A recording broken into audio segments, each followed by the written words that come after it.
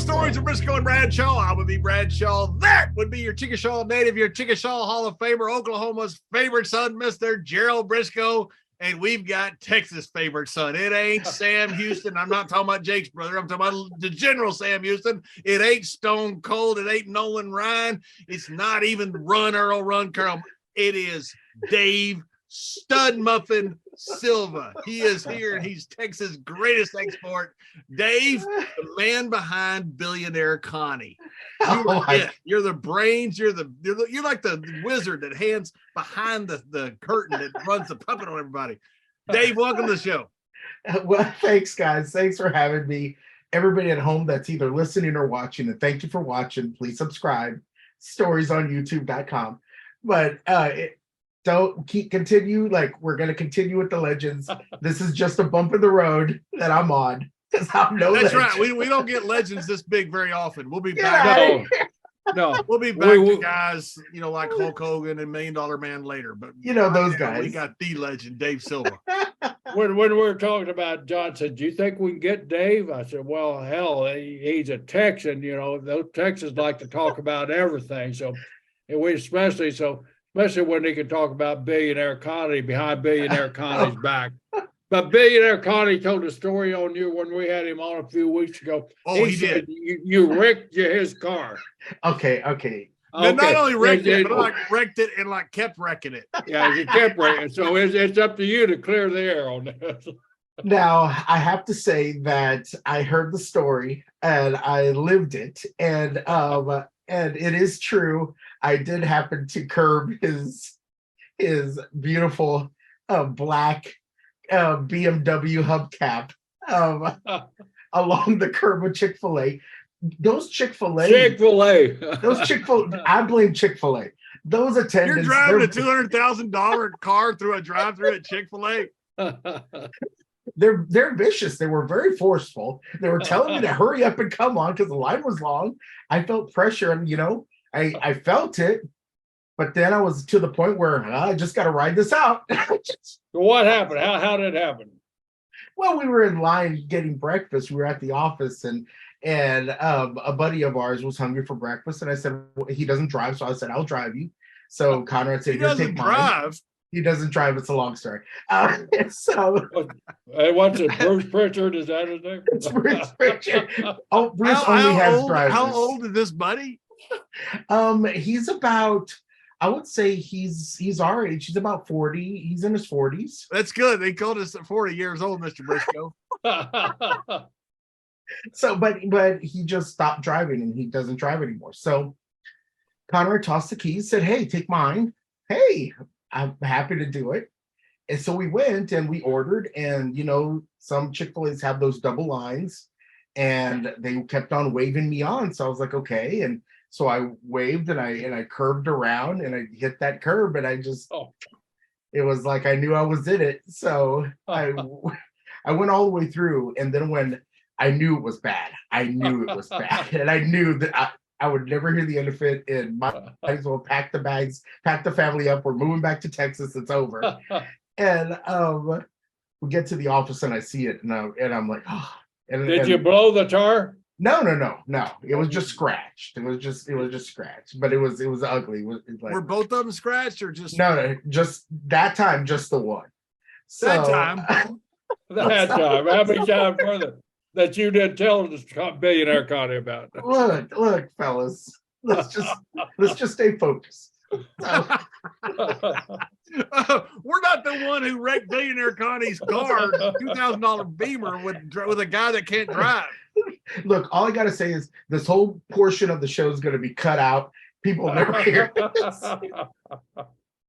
So when we got back to the office, and of course in Conrad's office, everybody likes to congregate and BS and have a good time. And when everybody cleared out, I said, "Hey, I think I might have scratched your rib," knowing it was bad. And he was like, "What?" And he goes, "You're kidding."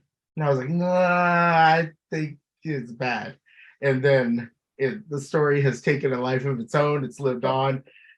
We even have had listeners of our shows make action figures with a scratched up rim Dave Silva action figure with a scratched up rim on it. It's something. So what did Conrad say when he saw it?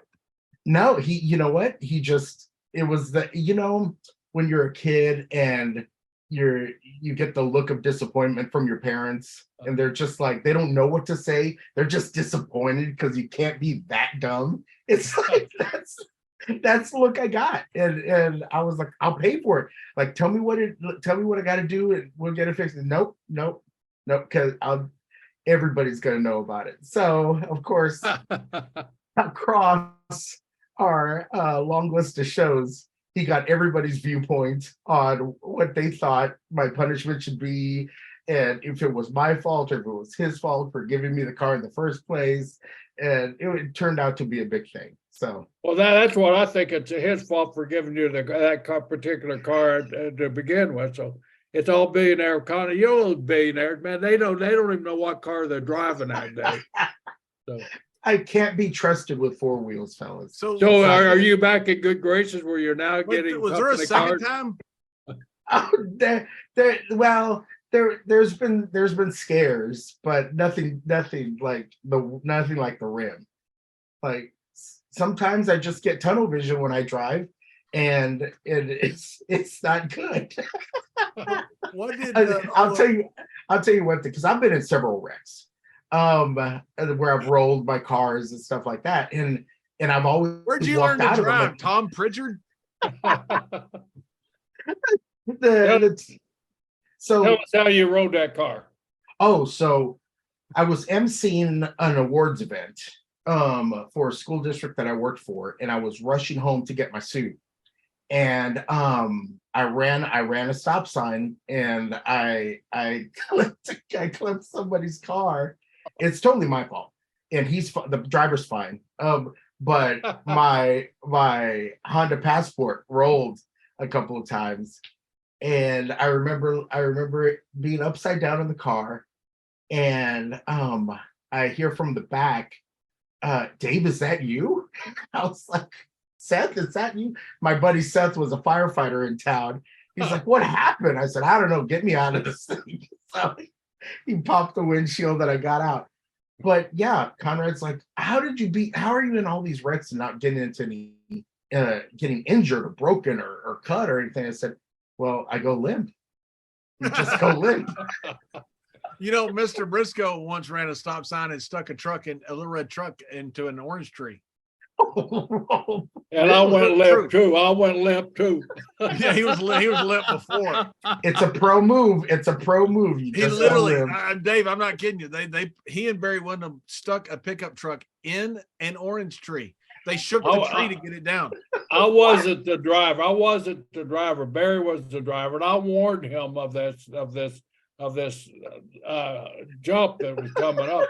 But we're going about 90, 100 mile an hour, whatever it was, and that little red Dodge pickup truck. And Barry, about that time, oh shit, and we were airborne. We literally landed on the top of an orange tree. It hadn't split yet, but how are we getting out of here? And this is a busy thoroughfare. We're lucky there weren't cars coming either direction. But I could see the porch lights of my house and the lights on the wall of my house across this field. I had true thoughts: leave Barry there and take off running before the cops care, or stay and help Barry get the truck out of the tree. So we shook at the baby, and finally that tree you could hear it split. Finally it split, and the truck just dropped down like that. I got in front, Barry put it in reverse, hit it, boom, boom, we're out. We're at my front porch, and by the time we got to the front porch, we saw cops, we call cars coming to the crash scene. We weren't there anymore. I can't believe the truck was still drivable. Oh yeah, well it just landed perfect, man. It didn't, we couldn't. You see that thing, that lady down, I think it's Georgia, where she ran up that flatbed truck. And ran over that one car. It looked like a damn stunt going on. Yeah, it had to be what we looked like flying through the air, landing in that orange tree. Smokey and the Bandit would have been proud of us. That's next to impossible to actually land the truck in the tree. Oh, yeah. On top of the tree, too. Yeah, without it, I mean, it's almost impossible. The tree doesn't split, the truck doesn't fall over on its Well, side. it was splitting. It just didn't split at that time. We were lucky to get out of there at the time because I'm sure it would have gone head first over. Yeah. Hey, Jerry, you drove around a racetrack one time too, didn't you? With Dicky Slater, yeah. Dicky Slater bought a brand new Porsche, man. Dicky was a hot rodder and a half and loved NASCAR. In North Carolina, you pass all these racetracks all the time, right? We're in Rockingham, North Carolina. But we're going to Wilmington or somewhere over on the coast. So we used to pass by there, and Dicky just bought it. Man, I'd love to take my Porsche out there and run a couple of fast, hot laps on that track with it, just see what it would do. And I'm hoping like hell I'm not in that car when he does it. So about 3 or 4 weeks go by, and Dicky's getting used to that steering on that Porsche. We pass by there and we look over it, and the main entrance, the gate was open. That gate's always padlocked and iron tight, man, when we pass by. Now that gate is wide ass open. Slater, look, Brisco. I've already looked, man. I know it. I know what he's taking. He elbowed. I'm going in. I told Dick, the cop in that helmet will be out of there before they can get here. And sure enough, we were. So he heads out there. We could see nobody on the track. So he makes one just a little caution lap just to get to use. Hang on. So I got my seatbelt fast and I'm buckled in now.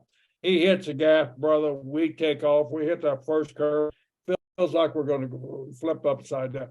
We were about 3/4 of the way around the track. And I don't know why the dumbass cops went the long way when they could have just stayed there and cut us off at the pass. But they started chasing them. So Slater gets around. We get to that entrance there because you have to drive under the grandstand and all that stuff. We get to that entrance there. Slater says, hang on. So we turn. Things start fist building. He fits straight down. Man, we're out the damn gate. We're gone, and we don't. We're about 30 minutes down the road, and we see a couple of cop cars that parked along the side of the highway. Well, we think, man, they're waiting for us. We go by them at a good rate of speed, obeying the traffic laws. We just go by them. They pass by. We never got caught, man. But Slater was so proud of himself. He got to do a lap, an unofficial lap around Rockingham Street. I was still scared to death that whole night, man. Thinking I'm gonna end up in jail. Going back to Rockingham, coming home, I'm checking. Man, I hope that thing ain't open tonight. Go Dicky. Well, we might hit again. It's not with me in the car, Dicky, but he did it, man. That was a legendary story there for a while. Dickie was in Europe with us one time, and Dickie was there, and he came over there, and sometimes if Otto would put him in a hotel, sometimes he put him at that hotel. It was booked. He put him in a different hotel, so we didn't know where he's staying. Well, Dickie's had a few drinks. He, all the way over. Yeah, worked that night. That he after the show, he's sitting there, and all he knew that he was in room number 8. He didn't know his hotel, nothing. I have no idea how he ever. We tried. We couldn't figure out what hotel he's in. He goes, I'm in number 8, and he's explaining to people that don't speak English. I'm in number 8. I go, Dicky, if you yell at them, it doesn't help any. It really doesn't. And we speak English, and we have no idea what you're talking about. So you're now compared with the legend Dicky Slater, Stud Muffin. So. Good company. Great company, Stud Muffin. I know you're from that state south of the border in Oklahoma, the greatest state. Great state. The one that you're south of is the greatest state. So, but anyway. So back when you were a kid, what was your wrestling? I mean, how did you get involved and liking the sport, having the passion that you have for our business? You know what? As a kid, we would go, my sisters and I would go to my grandparents' house. And it was always Saturday, 6:05 on the Superstation. It was always Jim Crockett Promotions was on. And we would always... Grandma and Grandpa were watching wrestling. The world stops because at that time it's for wrestling. And if we weren't playing outside, we were always in front of the TV watching wrestling. And of course, my aunt was a huge Von Erichs fan, so I remember going into her room and her having the Von Erichs 8x10s up on her mirror, and it was that side of my family was all about wrestling, and I just fell in love with it. I fell in love with just with the presentation and the over the top and the characters and the bad guys, and I just was all in. And I fell in love with the Four Horsemen and Rick and all those guys that now, like, it's wild that they know me, I know them. I call They now them friends. work for you. You're their boss. But yeah, I was through my grandparents and watching with my grandpa. What city was this? This was in San Benito, Texas, right outside of Harlingen, Texas, where I was born. And yeah, that's where I grew up. And so what did you end up planning on doing? How'd you end up in the podcast wrestling business? What did you do first that got you introduced to Conrad? What'd you do that got, and why would you leave that business to come into the podcast wrestling business? And is that why you call it the podcast wrestling business? I just call it work. I don't know. No, I always wanted to be involved in television production, and I took. Well, you're a good-looking guy, and you're Texan, so that makes sense. Come on now, come on now, is right. So, I went to school for, back then it was called digital imaging. Now it's called CGI, and it's in every movie, and it's all over the place. But when I was in school, it was very new, and it was just launching. So I went to school for that, and I was learning graphic design, and I was doing all that kind of stuff. And I took a side job at a little television station in Harlingen, and started working the studio camera. And I just started asking questions. I was very curious about technical directing and audio engineer and the engineer for the station. I just kept asking. They were like, wow, you're showing a lot of interest. If you want, we'll teach you. So I just started learning, and I started directing shows, and I started audio engineering shows, and I started working with the satellite, and it just started to become like second nature to me.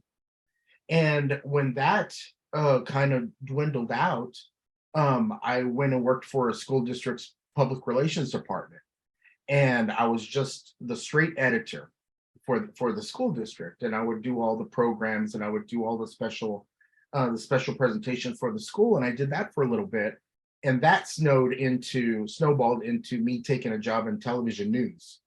And I went to Cadillac, Michigan, right outside of Traverse City, Michigan, and I worked 7 years for a CBS affiliate as the assistant news director for that station. And it all just snowballed into like different little events. I was in the right place at the right time. I had the right attitude.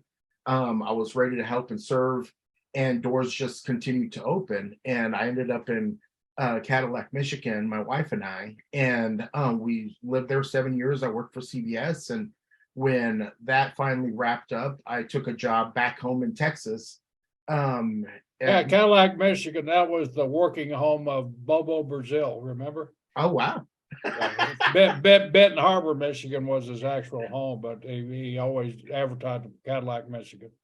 Well, there wasn't much in Cadillac. I'm surprised he didn't say Traverse City, but I'm glad that's our claim to fame. But at that point in your life, how many cars had you wrecked? There was one time in Cadillac, where I wrecked a car, but it wasn't really my fault. Are you just unsafe, or are you just like Tom Pritchard? You just don't pay attention.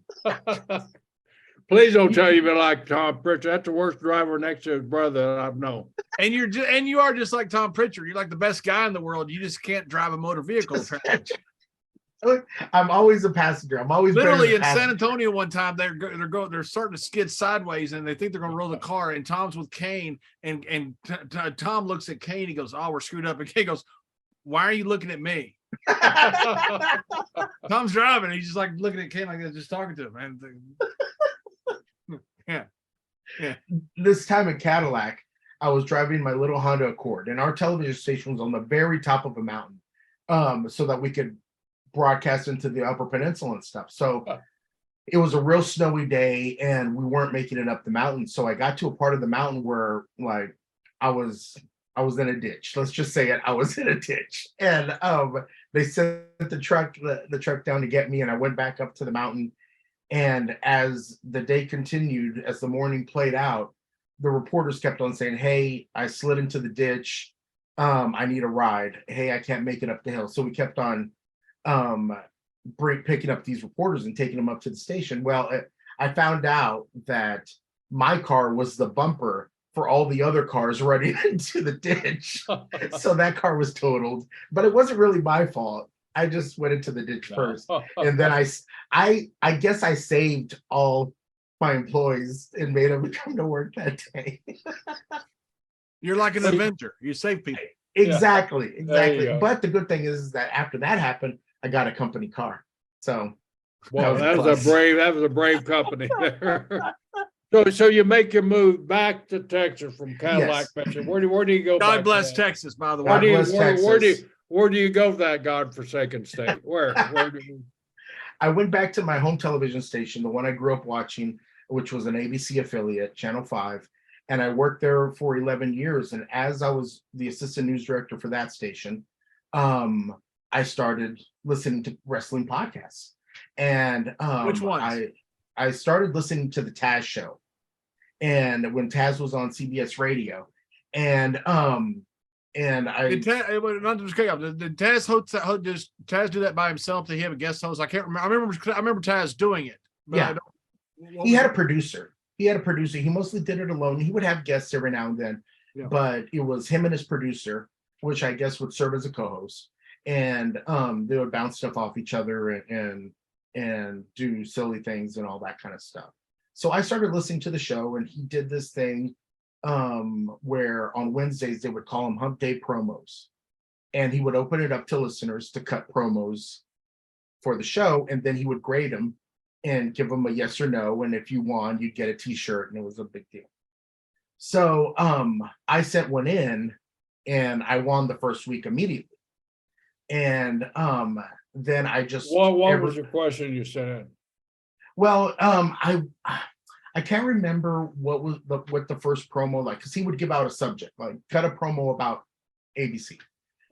And then I created this character called DST, Dirty South Texas.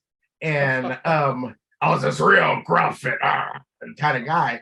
And I had the whole shtick. It sounds like Bruce. Yes, it was my Bruce picture.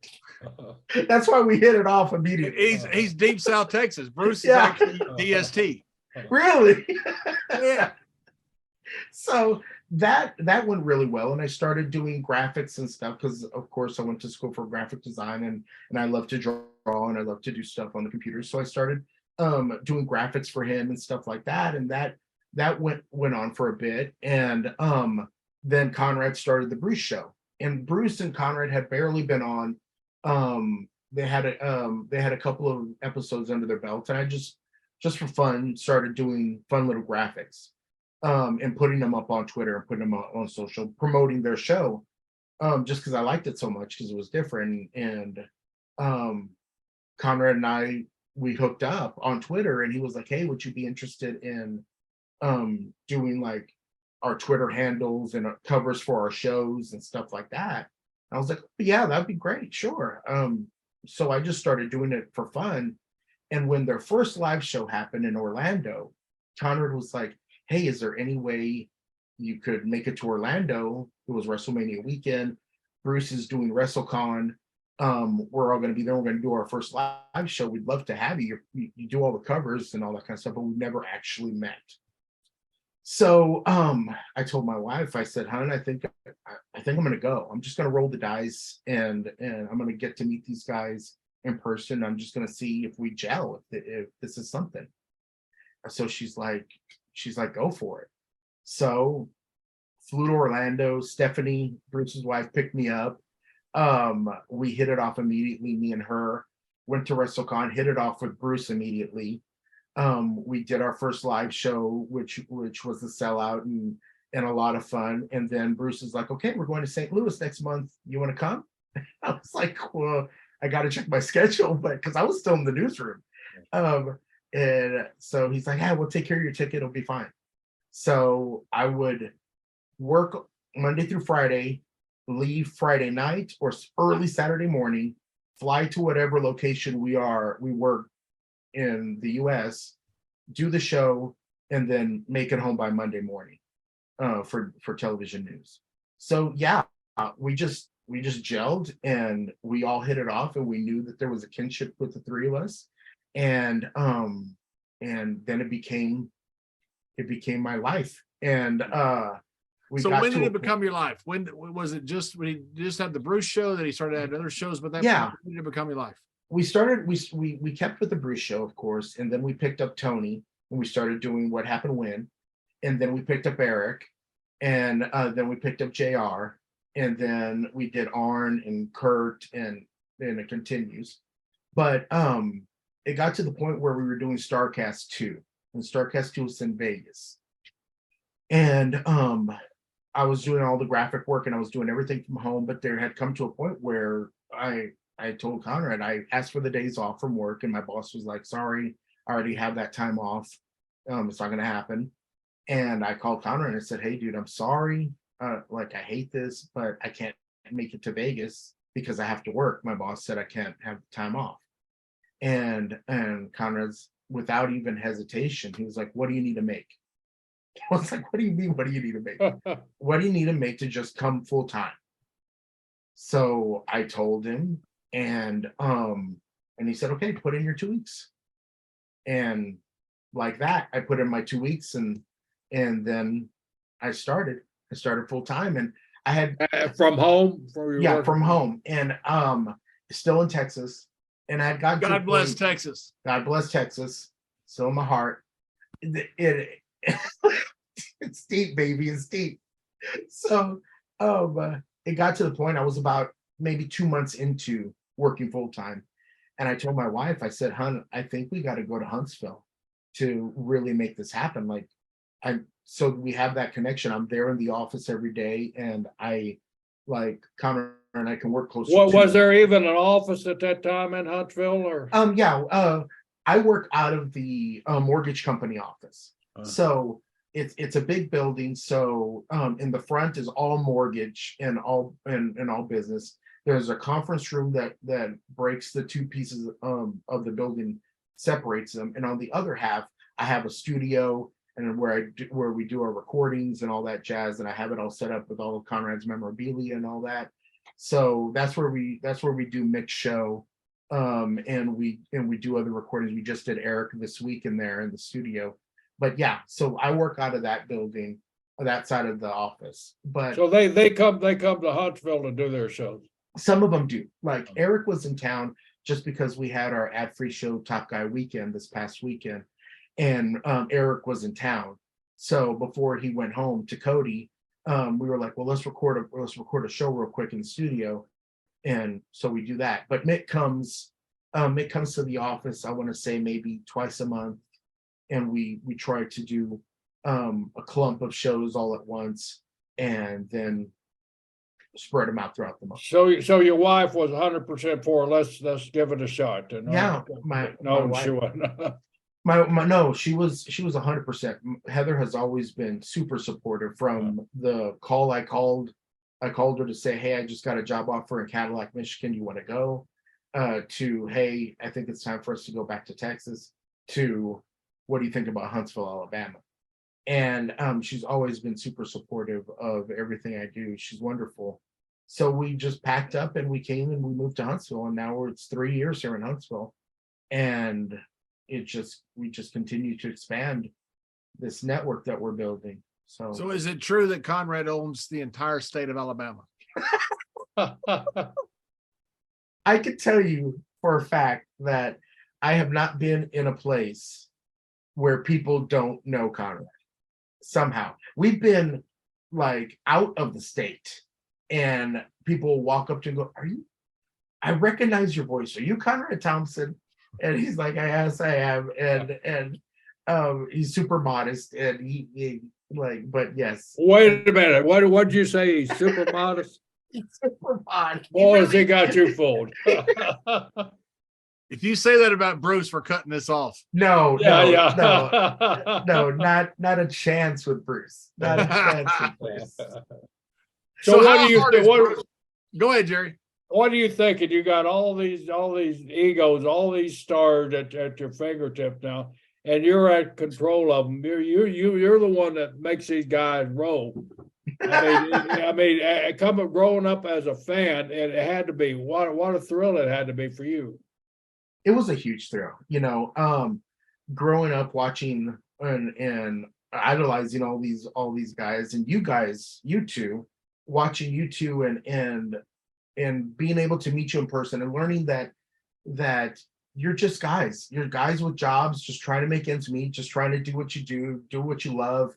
And like, not that it was a real realization. And I think that a lot of fans, it's hard, you get starstruck and it's hard to realize that these are just real human beings doing jobs, and trying to put smiles on faces. But go home and make a sandwich out of the fridge, or go home and the tire's flat, I got to fill the tire, or they're just normal people. And that's what I've learned with working with this whole, from Olympic gold medalist to Ric Flair to Bruce Pritchard, that they're all different. But they're just normal guys just trying to keep the lights on. And are you in the middle when one of the hosts gets mad at another host? Yeah. Does anybody ever call you and go, what the hell was that? Why do you say that?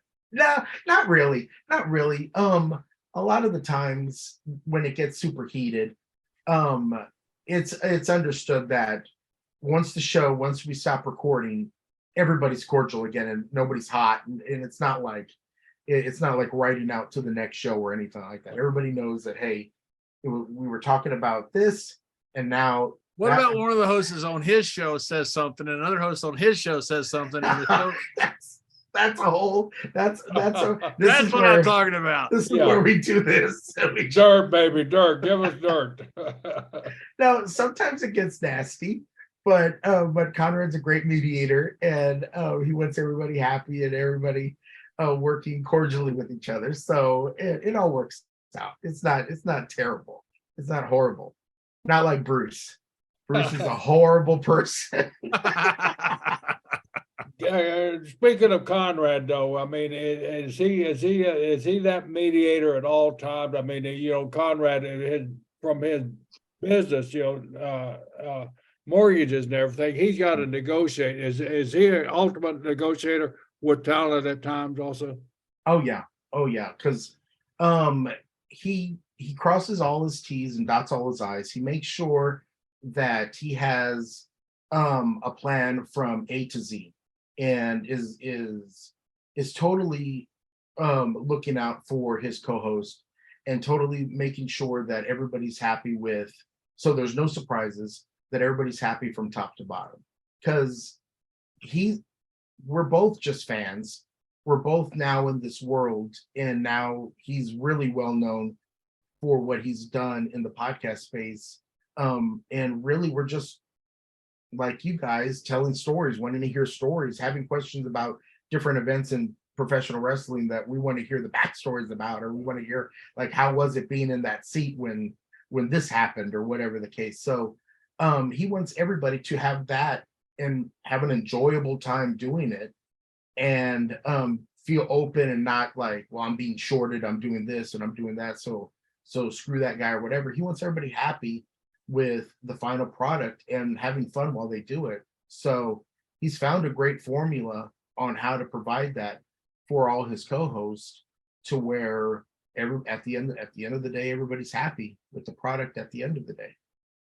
So what is the relationship between, say, because I know Bruce, who's one of me and Jerry's very best friends. Mm-hmm.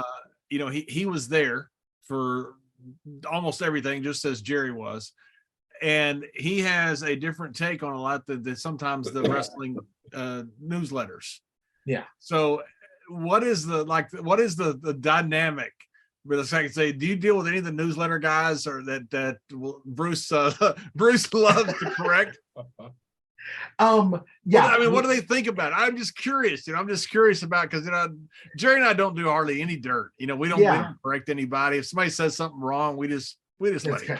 We don't care. A lot of these guys, especially with Bruce and even sometimes with Eric and stuff, because they really call out the dirt sheets and they said this is wrong or whatever, because we were there. A lot of them try to chime back and fight back, but in Bruce's case, he's like, I say whatever you want, I was there. I was there. I don't care I don't care your rebuttal, I was there. So you can rebut all you want. But we have relationships with all the dirt sheet guys, and Conrad and I are friendly with everybody. And do you feel that's a necessary evil to have those relationships? I kind of look at it as you do. Yeah, I think we do, because we are, a lot of the research that we take for our shows is from reports throughout the years of different events and stuff, and then we present it, and our host can either say, yeah, that's how it went, and here's something that's not in there, or that's a complete lie, these guys don't know what they're talking about, whatever the case might be. So it's kind of a necessary evil in what we do. And I think the writers and the journalists that we take articles from and we use in our research, they all understand that nobody's perfect.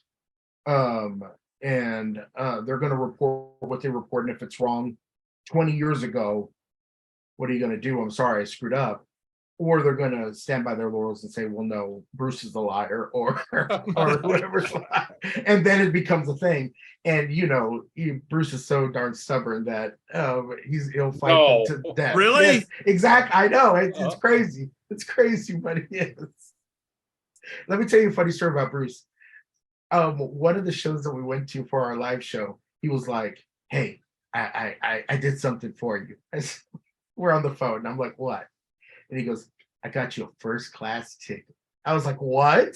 He's like, yeah, you're going to be flying with me. Because I would fly from Harlingen to Houston. And then we would connect in Houston. And then we'd fly to whatever destination we were. And most of the times it was Bruce in first class. And I'd be waving as I go to coach. So this time he got a first class ticket for me because he had some points or whatever. So I was so excited because I had never flown first class at that time. In all my years, I'd never flown first class. So we get down, and of course, the attendant comes up and says, would you all like to drink something to drink? So Bruce was like, I'll have a Diet Coke. I said, I'll have a Sprite. So they come and they bring us our cups, and we put them down in our little holder. And I adjust myself and say, oh man, I'm in first class. And I knocked the drinks all over Bruce. He's like, God damn it, Silva. What did you do? What did I do? What did you do? You moved that fat body of yours and it knocked over all my drinks. So he flew to, I forget where we went to, and he was all wet. So that was my first class and my last time flying first class with Bruce. They used to get so sick of me when I go up to the offices in Stanford, because I'd walk in and they're doing a little few podcasts they're on, and I go, hey, have you guys seen Bruce and Conrad's numbers? And of course they had seen them. I go, yeah, their numbers. And I always get Bruce's numbers before I went up there. I go, yeah, their numbers were this. How are you guys podcast doing? I told them so many times, I got tired of me saying it. I would always go in there, guys, I don't know if you heard, Bruce has a podcast here. We know, John. We know. That's the reason, John, that you and I can't get ours up there now. That's right. That's right. Now me and Jerry can't get a podcast on WWE because I burned a bridge and that Bruce crossed. Bruce is the gatekeeper. He should be able to have some kind of pull to get your show on the podcast. You would think he would. You think we know somebody? Just a couple might help people. Just a couple. So tell us some stories about Arn Anderson or Shivani or Bishop or something. Oh, Come on, you gosh. gotta have some, especially Oh. Arn. Let's bury Eric first. Yeah, let's bury Eric. We always, listen, we gotta understand this. Jerry and I love Eric. We really do. He's a good friend of ours, but Eric can be polarizing, as you know. So we love just egging people along. So you got any Eric Bischoff stories? Really? Oh yeah, yeah. Oh man, that's bad. Just, You know what makes me sick about Eric Bischoff? This weekend, at our Top Guy weekend, he made a bet with Conrad. About AEW and how he didn't believe that CM Punk was going to be on their first on their episode of their first brand new show, Collision. And he made a bet, and he said, "If I lose that bet, I'll shave all my hair off." Huh. And Conrad's like, but he goes, "But if you lose that bet, you're shaving all your hair off." Conrad's like, "I'll take that bet." And sure enough, CM Punk showed up to work that day. And this weekend, Eric got his head shaved, and he went completely bald, Lex Luthor bald. And while doing that, before we shaved his head, Conrad had a great idea of, hey, well, let's raise some money for some charity while we do this, and the highest donor will get to actually work the clippers. We'll fly him into Huntsville for the weekend, and we'll have him cut Eric's hair. So we were able to raise $13,500 for St. Jude, which was great. But even with shaving all of Eric's hair off, he's still so darn good looking. I would go that he's still got a lot of hair. that's the main reason we hate him. He's good looking. We're not. He's quiet. Got all that hair. So one time, Dave, Kerry Von Erich was going to pitch a hair versus hair match with me, and so I has long hair and all that stuff. So I'm sitting there talking to Kerry about it, and he's going, "Yeah, I've got this idea." He goes, "We'll end up in a hair versus hair match." And I said, "Kerry, I don't think you'd sell many Polaroids if you were bald." And he just looked at me and goes, "Well, no, you would." It just threw it for a complete loop. You're not understanding what I'm trying to tell you. That's right. I want you to cut your hair. I'm gonna lose to a Von Erich in Dallas. I got. Yeah, never. Yeah. Now I understand. That'll never happen. Nobody will believe that.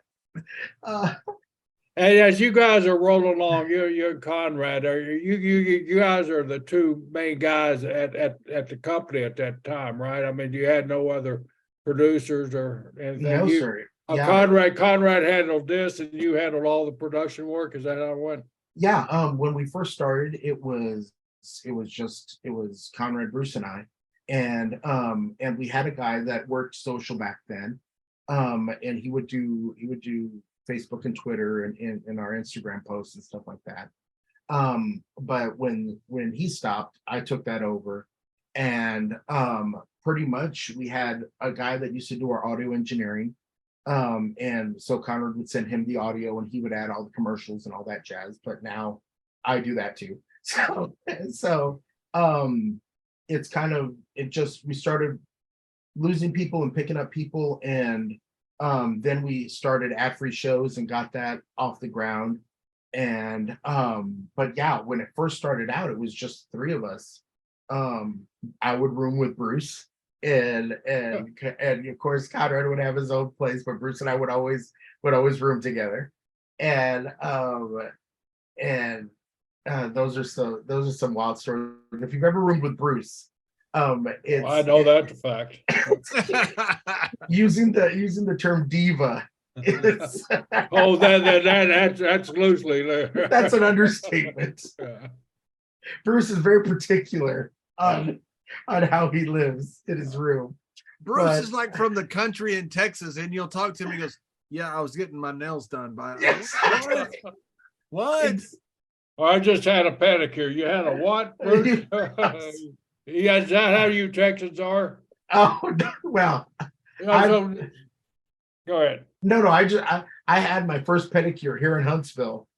Conrad said, "I got you something," and we showed up at a nail salon, and I got a pedicure. I guess it's a thing. I guess it's a David. thing for rich guys. I don't know. You're working 3 hours on 3 to 4 hours with Bruce's podcast. It normally goes. How long does it take you to actually sit down and put everything in that you need? What's your workload like when you produce a podcast like Bruce's or Eric's? Well, what I like to do is I like to pre-produce the show, and I have my show notes, and we have a great researcher named Derek Sabato who does all our research for our shows. So I get the show notes, and pretty much it's from top to bottom the history of the subject and everything that belongs to it. And then we have now we have a young man named Richard Land from England who helps with all the images, all the stills of the different events and stuff, which is real nice because I used to do that. But now that I'm doing 7 shows, he helps me out with that. So what I like to do is I like to read the notes, go through the notes, make sure I have all the images and everything I need to tell this story as Bruce and Conrad talk. And then once we go live, it's pretty much I switch the show and we roll it live. And in a perfect world, from the time we start to the time we finish, whether it be 2.5 hours, 3 hours, or whatever, by the time it's over, that show's done. Like video wise, it's done. And then from there, I take the audio and I put it up on our podcast feeds and schedule and all that stuff. And I take the show and I upload it onto our YouTube channel. And I trim any fat that needs to be out, or if Bruce has to take a call or whatever, I trim all that kind of stuff out. And I get it up on YouTube. And then I go back once all the show is over and I cut the clips of the show, because during the show, I'm switching the show, but I'm also taking production notes. Like, okay, at 3 minutes, 20 seconds, Bruce talks about his time with Captain Lou or whatever. So once I get all my clips cut out from the show and I upload them onto YouTube and all that kind of stuff, then I move on to the next show. And then it's whether it be Eric, or whether it be Tony, or whether it be JR, or whether it be Rick, or you guys. It's just I try to get everything all done at once so that I can mentally move on to the next one, because it's a lot of balls juggling up in the air to get all these shows on time and looking good and presentable for the audience. So what's the key to YouTube? How do me and Jerry become the next Jake and Logan Paul? I need to see you two shirtless. I need to see Ain't happening.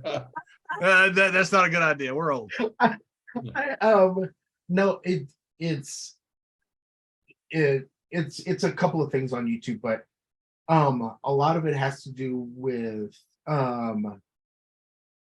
we always drop at 6 a.m. on Thursdays. So it's appointment watching and listening for a lot of folks, whether it be on our podcast feed or on YouTube. So that's good that people know that on Thursday mornings they can pop you all on their computer at work, or they can watch you on their television, that it's always going to be there. So that's really good.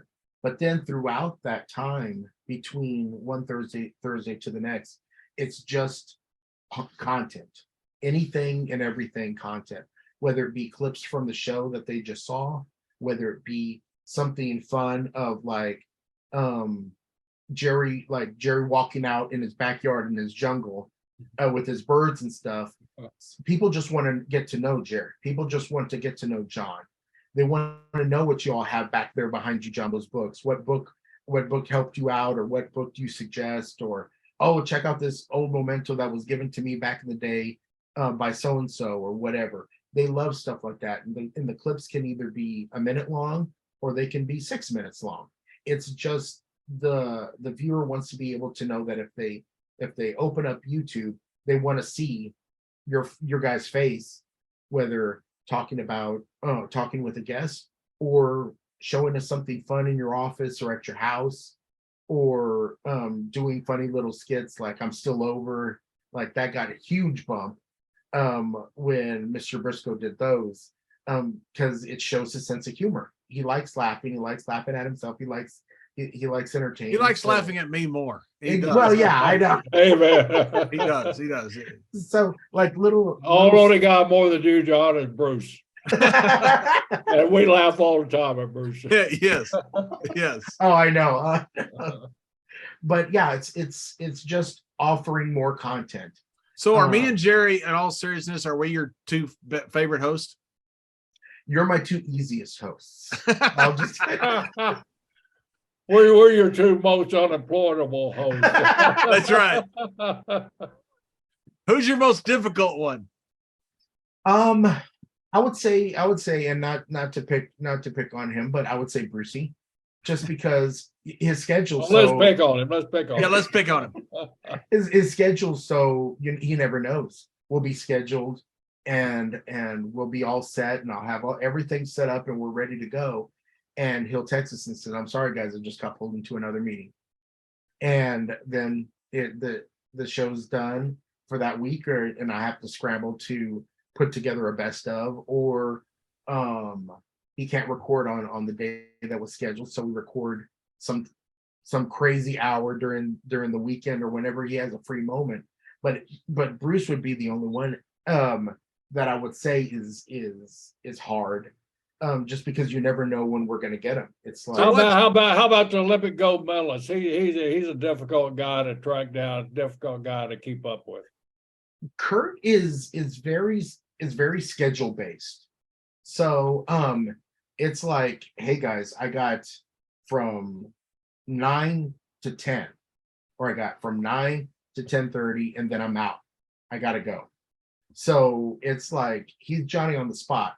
And he's serious about that go home spot, because John and I were on there. He just got up at the end of the show, and like I told you guys, I got to go. So yeah, I'm gone. Yeah, we had to go pick up the daughter or something. Yeah, we were glad to have him. We screwed up some of the time and all kinds of things. No, we finally got him. He goes, guys, I have a hard out at 2, and so literally we're like 120 seconds away. We got to wrap up fast. We got to make this quick. We got to make it quick.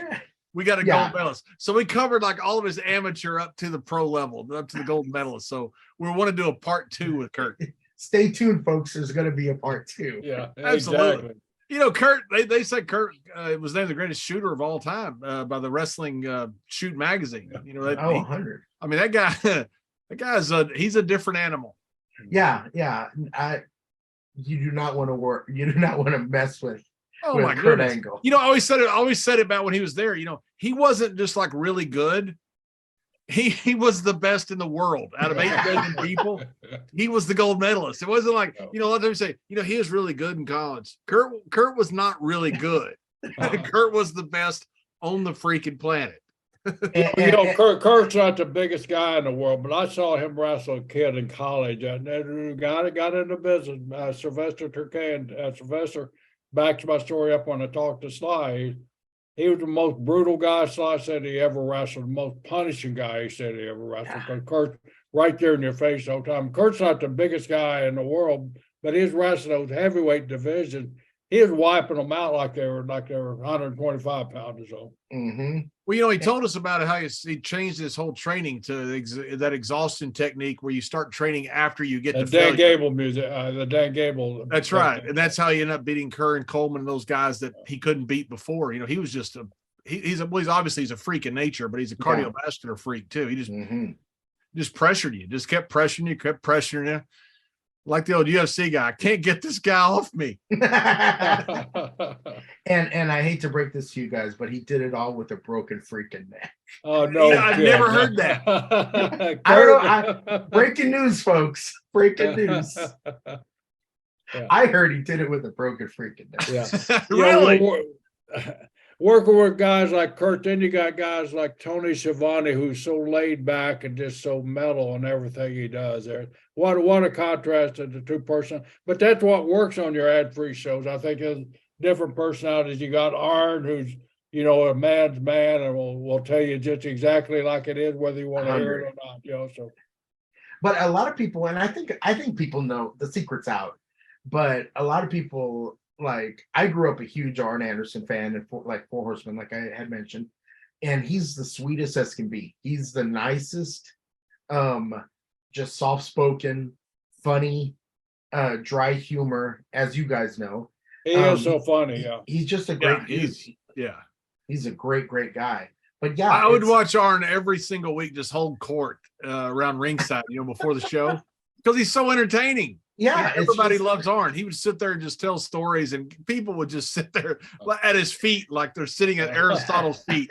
Not that Arn's ever been compared to Aristotle. I know. He's like the country version of Aristotle. The country version. Yeah, he's Aristotle's cousin.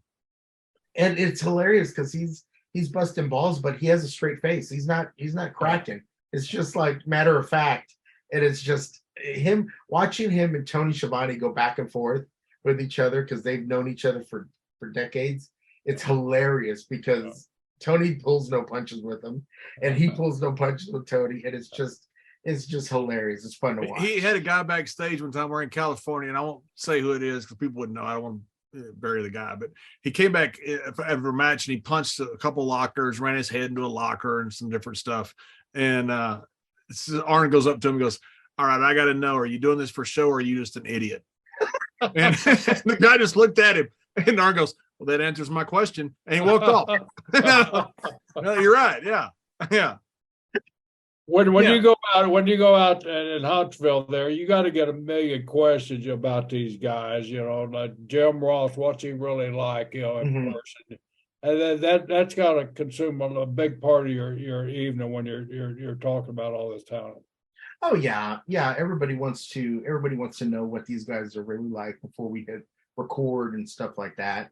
But like, the truth is that they're all great dudes. They're all great guys. But in all seriousness, are me and Jerry your favorites?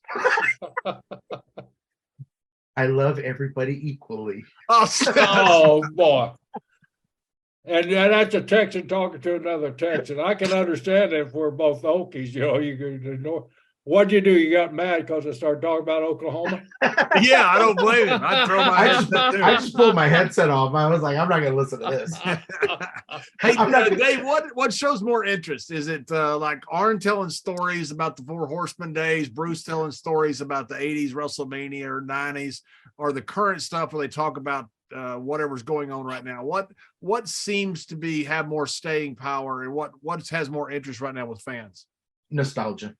No, fans are still, everybody's looking, and everybody reaches back to that time when they were a kid or in their teenage years when, at their height of wrestling fandom.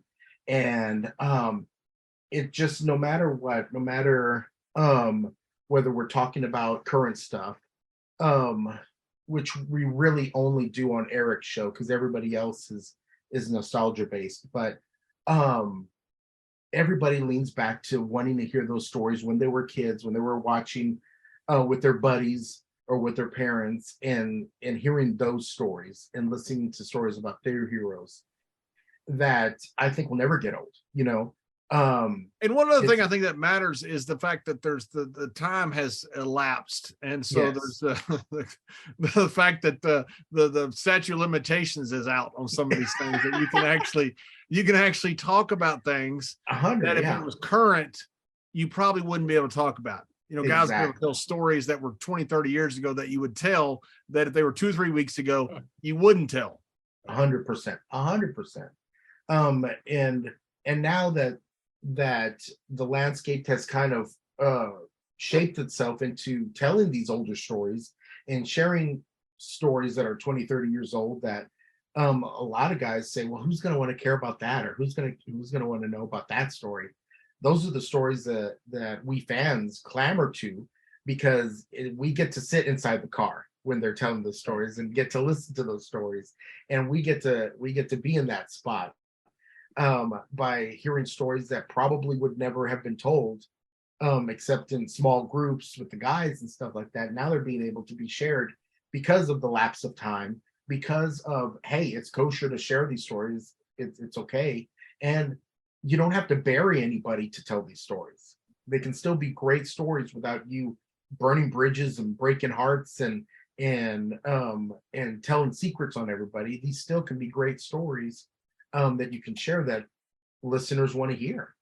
What's Does, one of the greatest? does Bruce go into the backstory about when he taught Ed Strangler-Lewis the headlock and how to present the headlock with a mannequin head? Well, no, I haven't heard that story. But of course, as we know, Bruce invented wrestling. So Yes, that doesn't surprise me. What is one or two of the best, craziest stories you've heard out of all of the podcasts? What sticks out in your mind? My gosh. And the reason I ask why you're thinking about it is, you start with some friends, and a lot of guys, Jerry, I'm sure has had the same experience where you're with friends, outside of the wrestling business. And it's like, tell us a wrestling story. And you start telling them a story that's actually pretty tame, and they look at you and you can tell they don't believe me. Yeah. And this is 100% true. There's a lot worse than this. Well, yeah, it's like some of these stories that I've like, one that comes to mind is Tony Schiavone, when he went, the very few times Tony went out with the Horsemen in their JCP days. And he tells this one story of him and Barry, him having to take care of Barry at the end of the night. But he was just as drunk as Barry, and sometimes even worse. Barry ended up having to take care of him. But he tells the story that they went out drinking, they had a blast, and he ended up Tony said, I ended up in my room. I don't know how I got there, but Barry put me in my room. The only thing I remember is that when I woke up, I had a Whataburger stuck to the back of my head. So that apparently in their messing around, Barry threw a Whataburger in the back of Tony's head that knocked him out and dropped him to the bed. So Tony woke up with a Whataburger on the back of his head. So what a waste of a Whataburger. Exactly. That's what I said. Yeah, exactly. Whataburger is a national treasure, and he wasted it on the back of Tony's head. So Michael Hayes told a story talking about moonwalking on a bar where Jimmy Garvin didn't tell him he's going to moonwalk into a fan. He hits his fan, knocks himself out, and then he says, I wake up in bed naked with Jimmy. And that was just like, okay, that was a Freebird story. Like, all right, that pretty cool story. Roll the credits, the end. Missy Hyatt told us last week a story where Buddy Roberts hid in the ceiling while she was dressing, not to see her naked so that he could pee on her. Yeah. And he was just gonna, and I'm like, I'm like thinking, where's the exit strategy on that? You're gonna get caught. I mean, like, once the water comes running down, like he just like hide in the ceiling. That there's nowhere to go. It's like, yeah, there's nowhere to go. It's like that's. And I'm thinking all the time how difficult it was to squat up there on those rails. Right. Once he changed their. I mean, he wanted to pee on her bout, I guess. Yeah.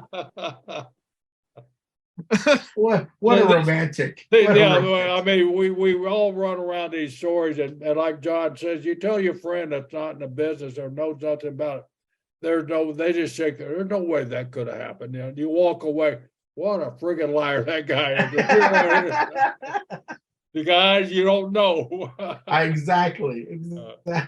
I mean, going down the road, hitting each other in the rental cars. I mean, that happened all the time. God, that's wild. And people have a hard time believing it, but it was, I mean, and it was like 80, 90 miles an hour. It was not, yeah, or faster. Yeah. It wasn't a little tap at a stoplight. It was hauling it, knocking each other over.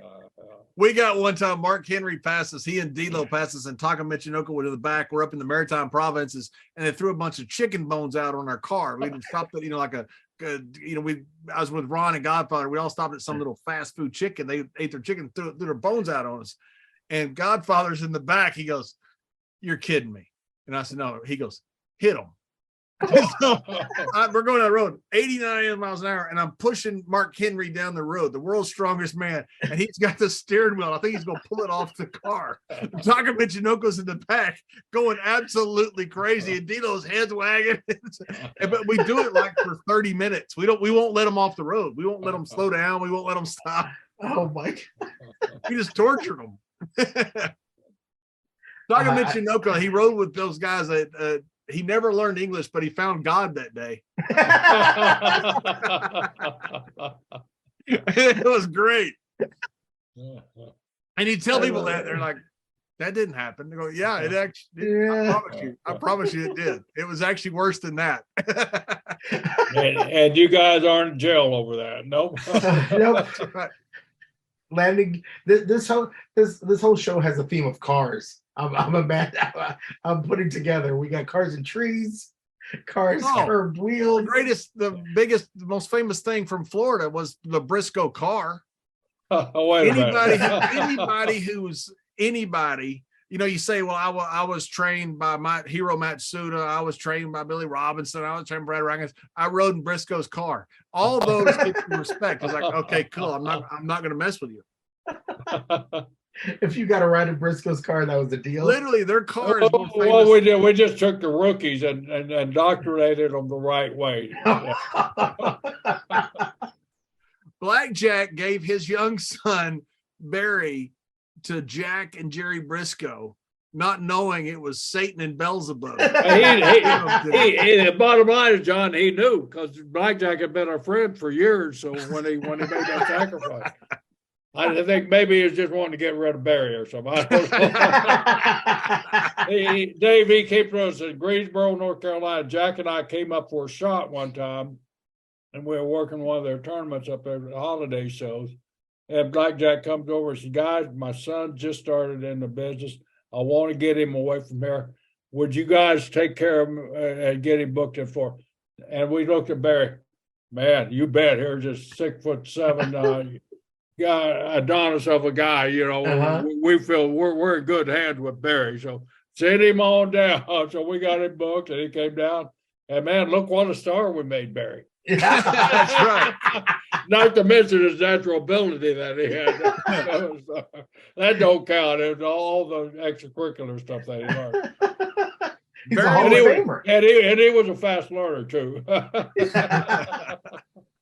You know, if Barry hadn't got hurt, that guy would have been NWA champion for a long time. Without a doubt. 100%. He was, man, 100%. he was so good. Yes. He's the best. I loved it. So, Dave, do you still enjoy wrestling like you did when you were a fan back before you got involved with all these prima donnas? Yes, And all joking aside, are me and Jerry your favorite hosts? Well, John, let me answer Jerry's question first. He won't answer that question. Yes, I still love wrestling a lot. I don't stay on top of the current as much as I should. Or as I would like to, because I'm so involved in our shows and stuff like that, which is nostalgia based and all that. But yeah, I still love watching it. I still love everything about it. And I probably will till I'm older and grayer. Oh. And now that I have my boy, my son's into it too, and loves it just as much as me, and has had an opportunity to meet with a bunch of the guys. So yeah, it's been a dream come true. It really has. Other than taking over Billionaire Connie's seat there, what are your ambitions for this podcast business? What do you see it going to? Well, I honestly just see us continuing to grow. We've in this form. What form do you see it changing any or? A lot of it is playing out on video. Since we've moved to a video platform, along with the audio companion, the videos have been doing great. When people actually get to see the conversations happen and see the facial expressions, and of course, and I keep on falling back on Bruce, but Bruce, when the camera's on, Bruce is like from a 10 to a 20 in entertainment value, because he's hamming it up and he's being Bruce for the listeners. So that's really, I feel, has kicked us up to another level in actually having our guys on video recording these shows. Because before, as you know, it was just an audio platform and we would just work on those downloads. But now that we have our YouTube channels and everybody's doing great. And I think that's, we just keep on stepping towards more video to where hopefully one day it'll be its own little network where everything can be on one platform where people can click a button and see Bruce, or stay on the same page and click and see JR, or see Tony, or see Eric, or Jeff, or whoever we have. That's what I would hope to see, and hope we get to see one day. But yeah, where I'm gonna be is, I love being behind the scenes. I don't have really any desire to be in front of the camera. So that's Conrad's baby. But I love putting things together. I love being able to look at a project and know that I put my stamp on it and it's out and people are enjoying it. And I was able to be a part of the machine that makes it all happen. So I really just see as we grow, continue to see and to continue to be able to grow our team and put more product out for listeners and viewers. What suggestions do you have for aspiring podcasters like John and I, or just the general world out there? Everybody has not a taking our podcast. shirts off, something else. Yeah. not taking our shirts off, but you know, what advice do you have for some of these guys that are just starting out? They think they can buy a Zoom link and get on there for an hour and a half and talk old school wrestling. What advice do you have for upcoming podcasters? I think what I would encourage future podcasters and people that want to get into this world is just be yourself. Don't put on a shtick. Don't try to be some over the top host or person on your podcast. Just be yourself, because that's what's going to draw viewers in. What you hear on our podcast, that's Conrad 24/7. Always positive, always with the quick comebacks, always with the friendly demeanor. That's just Conrad. And that's people feel like they're talking to their buddy, and their buddy's talking to a super Hall of Famer or whoever it might be. That's what draws them in, because they feel like, oh, it's just us guys talking amongst ourselves. So I would encourage folks, because I'm always on YouTube and I'm always seeing what other people are doing and different techniques that they're using, all that kind of stuff.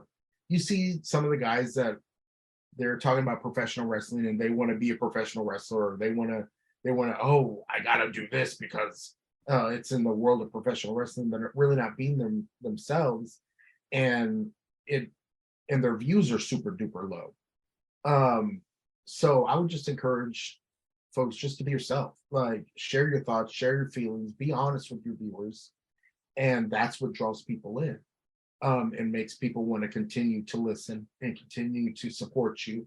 And then you build a following, and then before you know it, you'll have your 100,000 views, 20,000 views, 15,000, whatever your goal is.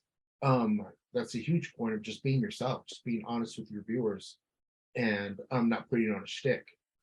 You know, one thing I thought along, Ron Fuller was on with us a while back, and he was so interesting to listen to when he talked about developing the hockey league that he developed, and you know, that had a lot to do with the hockey coming into the South and how he promoted it. I sent it to some friends that had aspiring sports leagues that were starting, because it's business 101. Mm-hmm. Jeff Jarrett is the same way. He's just such a great business mind. Are most of your viewers, are they hardcore fans? Do you know your demo?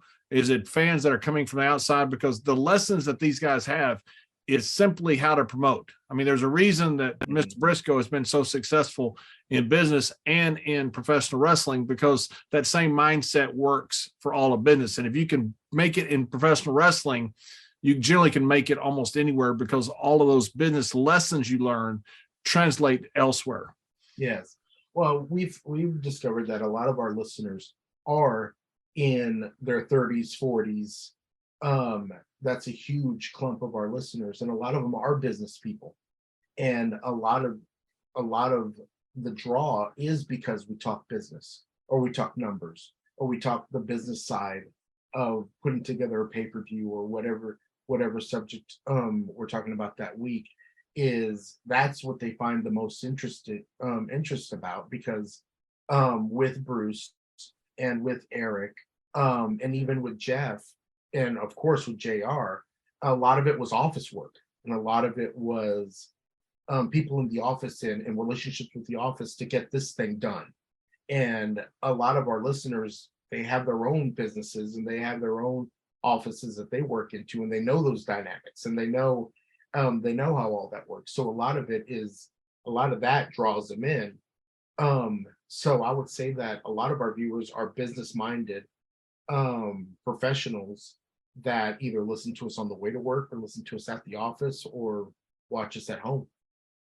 Yeah, I went through the numbers one time, but Eric Bischoff at WCW, it's one of the great corporate turnarounds in our lifetime. I mean, what he did there, where you're losing tens of millions of dollars to making tens of millions of dollars, not hundreds of millions at one point, and everybody argues about the demise, and people love to bash people, 20 years past. Yeah. What Eric did was amazing. I mean, absolutely amazing. I mean, that's 100%. Something that people write books about. 100%. And the fact that a lot of people have bought into the concept of it was at the very end of WCW, it was Eric over there burning piles of money. He wasn't even in charge of WCW right. anymore. He had been let go. He got brought back as a talent. He was just a talent that went at the right. demise at the very, very end, and then he left again. So it wasn't Eric Bischoff that killed WCW. So, just to put that on the record once again. But yeah, it's what he was able to do, and the thinking outside of the box and stuff is amazing. Definitely. Dave, what you guys have done back in our day and time, it was the dirt sheet. That's how the majority of the fans and that wanted it, and the majority of the wrestlers that wanted it, got all the news that was going on, because we had none of this stuff where we could just flip on Google or social media. We were down here in Florida or out there in Texas. That's the information you got, but you subscribe those dirt sheets. But now you guys have transcended that dirt sheet to printed part of our business, and opened up this. Now it's this electronic deal where people can get people's opinions from a vast majority of people. I mean, look at this, the majority of people that you guys have, how different each and every host is on you guys' system of shows. And Conrad and you have been able to put this together. That's the reason Conrad was nominated and elected unanimously to the Dan Gable Hall of Fame. George Trigger's Blue Fans Hall of Fame up in Waterloo, Iowa. The induction July 25th to 27th or something like that. We're proud to have him, and how he's changed the business. And our business keeps evolving with people like that. And it's good. It's good for our business. Even though we look back on the dirt sheets, man, those things were awful. But were they really awful? Because it gave more of the people more clue what was going on in California or Portland, Oregon, than just being consumed by your local territories there. You guys are doing the same thing. Yeah, 100%. I really feel like if you go all the way back, there were stories being told in caves about different battles and different fights, and those stories. Mr. Brisco was there. Yeah, I know. I knew that was going. Why did I know that was going? You guys worked this out before I got. I soft pitched that one to him, and he knocked it out of the park. You don't have to tee him up. Go Texas. God bless Texas. God bless Texas. But but yeah, I feel like that's what we're doing with all these podcasts, is we're being able to archive all these amazing stories and have them available for decades to come, and keeping the love of professional wrestling alive, and keeping these stories alive with these podcasts. There isn't a day that goes by where we don't get a message from a listener that says, "Hey, I just discovered this podcast, and I'm starting on episode 1, and I'm running through them, and that's wonderful because the stories that we tell and the podcast subjects that we talk about, they're evergreen podcasts that you can drop in any day of the week, or you can find tomorrow, or you can find a year from now, and they still make sense, and they still do well. And we think we're Mr. Brisco and I feel like we're recording history with what we're doing. We've got 100%. these guys in their own words telling their story. All we do is tee them up and let them have fun and talk with us. A lot of them are contemporaries and friends and all that. So that they react a little bit different to us than they would, most people that they don't know that interviewing them. But it's something that's a recording history. If you want to know about J.J. Dillon or about Ted DiBiase, there's some stuff out there, but we've got it recorded. An hour and a half, 2 hours of their life in their own words. We just feel like that's pretty cool to be able to get that to save for history. And John, you're 100% correct in the fact that I think what's so special about this show and about what you guys do is you have your two Rolodexes are so different from anybody else's because of the lineage and the history that you have with working the territories and knowing all these folks that a lot of the viewers and the listeners nowadays either have never heard of or have heard about but really don't know their story. And by keeping a chronicle of these stories and archiving these stories, it's huge, not only for the guest that's on that week, but also for the wrestling community as a whole, because a lot of people, they won't get Ron Fuller. They won't have the ability to get Ron Fuller on their show, or Missy Hyatt, or any of the my God, we have so many people in the archives. We just had Abdullah on, and Abdullah said, Abdullah the Butcher. He says he just doesn't do podcasts anymore. A lot of these guys have told us, because, and for good reason, you do a podcast, they love to take a little clip out, and it's clickbait, and they'll always put so-and-so shooting on so-and-so, exactly. We don't do that. We let people tell stories in their own words, and we make them look as good as possible. That's one of the reasons we tape it. Something is, but they don't have anything to worry about. They say something I want to say. We edit it. We feel safe. Good. Yeah. Dave, we got our favorite story, but out of all the guys that we've had on, I'll get to, but we'd like to hear your favorite story. Our favorite story is one about a flying saucer and Texas of all places. Cowboy Scott Casey, who is a guy that hardly anybody knows, but he is one of those territorial guys that got over like nobody's business. Maybe it was just one territory or two territories, but a lot of his name's not out there in the general public like a lot of other stars are. But he told this fantastic story about a road trip in Texas, and them Mel Mascaras, Wahoo McDaniels, Tom Jones guys are a legendary name, all sitting in the car together. They look out, and there's a flying saucer. That's one of our favorite all-time stories. Do you have one of those stories? I've actually reached out to Mil Mascaras, his representative, to see if they say Mil doesn't always check in. He's got a little bit, stays away from the limelight now to check on the story. It's the greatest. It's the best story we have. Well, here's a little tidbit. I can probably find out if that story is true through Mil, because my brother-in-law is Mil Mascaras' nephew, and so I could probably ask him. We want him on the show to tell his version. Yes. Well, I'll see if I can pull some strings to get you all connected with Mil. But yeah, my favorite story. Gosh, there was one time when I was rooming with Bruce, and this room had like it was a suite. So of course I was on the couch and Bruce was in the bed. And in the middle of the night, Bruce comes out and he wants to fight. He's ready to wrestle. And I'm like, go to bed, leave me alone. He's like, come on. I'm a 5-time Hall of Famer. Black belt Hall of Famer. I'm like, get out of here. 5-time karate Hall of Famer. Yeah, Black belt karate Hall of Famer. And he wants to tussle. So we start messing around. I start tossing him around. And all of a sudden, oh, my back. No, but like I have tons of stories when it was just Bruce and I busting each other's balls and giving each other a hard time through our many travels because that's what we do. That's what we buddies do. Dave, don't let him just tap out like this. Make him tap like he means it, damn it. Yeah. Let me show you this move let me show you what Jerry taught me one time. Give me your arm. I'm like, no. That's the worst thing ever. You know, these shooters, not that Bruce is a shooter or not. Wait.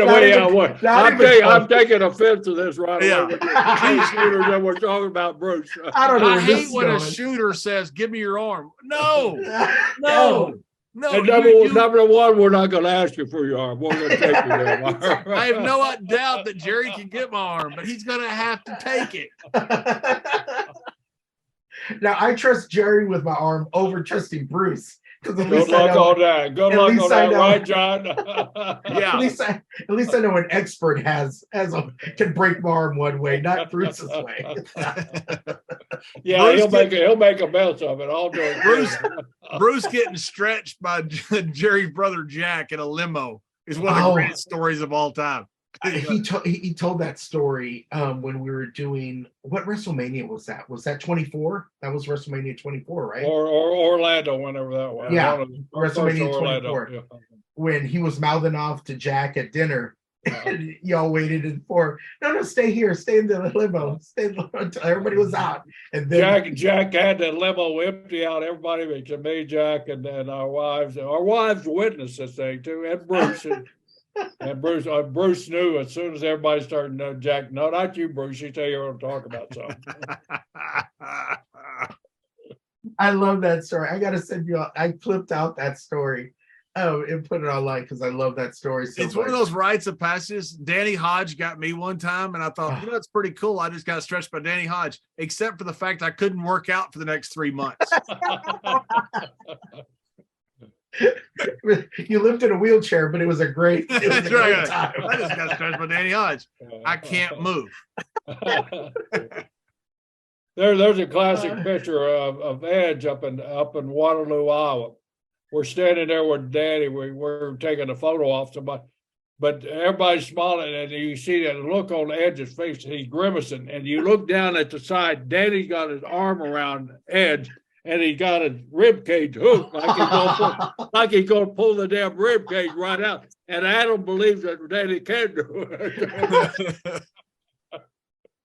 it. Yeah. I do not want to be in that position ever. I'm a lover, not a fighter. There you go. Well, don't wreck any more cars, brother. Well, I'll try not to. And are we going to see you up in Iowa possibly? Yes. Oh, great. Does Conrad let you drive his car anymore? Oh yeah. Actually, my wife was in a fender bender, and we needed a car. Your wife was. It was just a. Is it contagious? It's in the name. It's in Silva. It was just a fender bender. It was nothing terrible. But Conrad was like, "Here, take one of mine." So we drove his car just recently. Now that must be nice. Take one of mine. You go down there, it probably looks like a Mercedes-Benz BMW parking lot. All these. Which am I going to take, Conrad? Billionaire Connie? Am I going to take the Alfa Romeo, or am I going to take the Porsche, or am I going to take the Hudson, that 1922 Hudson? Which one am I going to take? The collection of classic cars there. Do you get that choice, or does he limit your choice? I've driven almost all of them. He really doesn't say, "Oh, don't take that, don't take that." Which one is the one that he doesn't let you drive? There's got to be that one reserved special. Well, the Range Rover that his wife drives. I haven't driven that one, so I guess that would be the one. But yeah, he's pretty free with me. Like, he knows that. Now I drive his vehicles like they're wrapped in bubble wrap. I make sure that I'm clear of all traffic, and I'm attended to, and I'm watching everything around me. So you take Bruce and wrap it around the car. But shouldn't you, as a matter of habit, like try not to have wrecks? I mean, is this unusual that you do this only with Conrad's car? I've had, and like I said, I've had many wrecks. But yeah, I tried to stay out of them. They just find me. I don't know what it is. I'm the innocent bystander here, John. I'm the victim in this thing. It's never my fault. Ever. Never. Well, Dave, we got to ask you before we go. Yeah. Out of all of the hosts, are me and Jerry your favorite? Look, I'm gonna put it on the record here, just so that we finally know in 2023 that I love you all the same. Unbelievable. You know I love you the most because Texas over everything. So, God bless Texas. God bless Texas. Well, Dave, hey, thank you so much for joining us. We appreciate it. We've been trying to get you on forever. We kind of had to strong arm you today to get you on, and you didn't want to do it, but we told you we're going to do it today, and we finally got you. So thank you very much for coming on. No, thank you so much, guys, for having me on. Of course, we talk all the time, and this is us always giving each other a hard time and loving on each other. But I really appreciate you guys. I love you guys dearly, and I'm so happy that I'm able to call you all friends. And I hope that everybody enjoyed today's show and a little peek behind all the chaos that happens behind the scenes of these phenomenal podcasts. So thank you. Thank you so much. What a business you're having. Looking forward to seeing you up in Waterloo, Iowa, January 25th to 27th. Looking forward to that. We're honoring a guy we all near and dear to our heart, billionaire Connie, well-deserved honor, the Gordon Soley Award, the third annual. He's the third one. And just look at the guys that he's been honored with, are following. Gordon Soley himself, of course, the great Jim Ross, and now Conrad Thompson, and so the room is full of legends. So we're glad to have you. We're glad to have his family up. Glad that ad-free shows can make it up there. Looking forward, it's going to be a hell of a party. John's always had a great time in Waterloo, so we'll leave it at that. And Brucey's going to be there, so that's going to be a lot of fun. And Bruce Pritchard, wow. And Jerry, I think it's the 20th to 23rd, isn't it? Yeah, whatever it is. It's okay. July. Look it up. Get your tickets. Get your tickets now. You do not want to miss this wonderful night. It's going to be a great Hall of Fame.